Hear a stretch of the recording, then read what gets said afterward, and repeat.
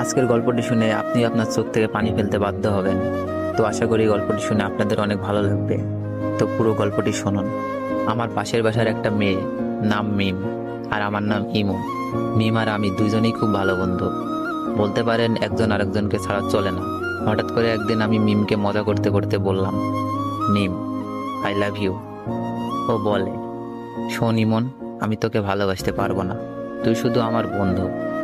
এই কথা বলেই চলে গেল, আটকাতে পারলাম না। এভাবেই দিন যেতে লাগলো, কিন্তু মিম তো আমাকে ভালোবাসে না। কি যে করি। বলতে বলতে মিমের ফোন। ওই ইমন, কি করছো? তোর কথাই ভাবছিলাম মিম। চুপ থাক, খাইছস? না, তুই খাইছস মিম? হ্যাঁ খাইছি। তুই এখনই খেয়ে নে, আর মাঠে তাড়াতাড়ি আয়। আচ্ছা, বলেই লাফাইতে লাগলাম। মিমের মনে হয়তো আমার জন্য ভালোবাসা জাগছে। তাড়াতাড়ি খেয়ে গেলাম, গিয়েই বললাম, কিরে মিম, হঠাৎ জরুরি তলব? সামনে আমাদের এক্সাম রে, খুব টেনশনে আছি। কোনো চিন্তা করিস না, ফেল করলে তোরে তো আমি বিয়া করবো, তারপর 2টা ক্রিকেট খেলার টিম বানাবো, তোর এক দল আমার এক দল। বলেই হাহা করে হাসি দিলাম।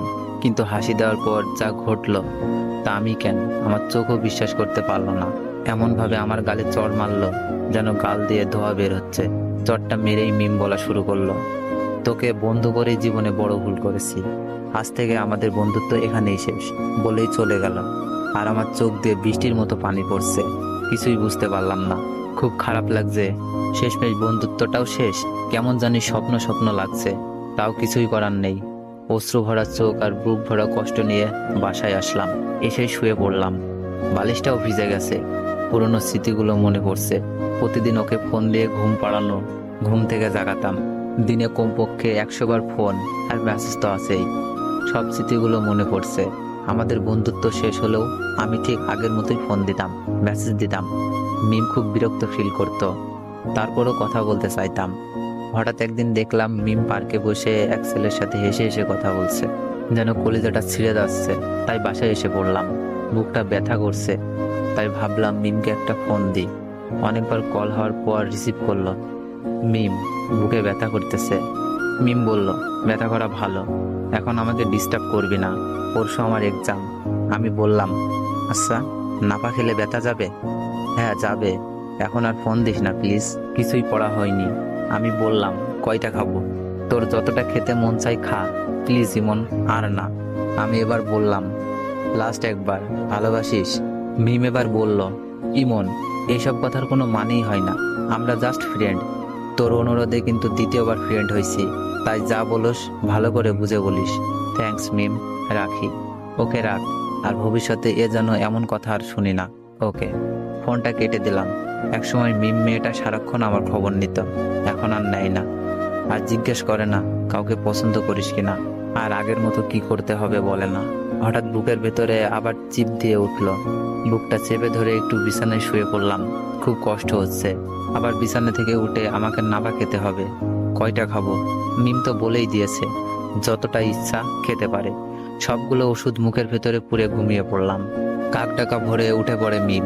মোবাইল চেক করে একটা দীর্ঘশ্বাস ছাড়ে। যাক, আজ আর কোনো মেসেজও নাই, মিস কলও নাই। পড়াই মনোযোগী হই। মিম মন দিয়ে পড়তে থাকে। হঠাৎ মনটা যেন কেমন কেমন করছে। তবুও ভালো, ইমন জ্বালাচ্ছে না।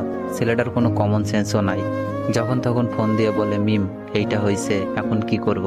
ওইটা হয়েছে, বোরিং। কয়েক ঘন্টা কেটে গেলেও মিমের মোবাইলে আলো জ্বলছে না। হঠাৎ মোবাইলে মেসেজ টোন বেজে উঠল। মিমের কাছে বোরিং হ্যাপি দুইটাই লাগলো। মেসেজ অন করেই হতাশ হয়। রবি সিম কোম্পানির SMS। রবি সিমকে কয়েকশো গালি দেয় সে। ঘড়ির ঘন্টার কাঁটা ক্রমশই বেড়ে চলেছে, কিন্তু একটি বারের জন্য ইমনের মোবাইল থেকে কল আসে না। হঠাৎ মিমের স্মরণ হয় কতদিনের কথা।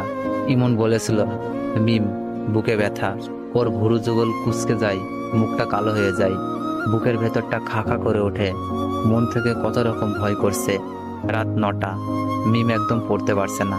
বারবার ইমনের কথা মনে পড়ছে।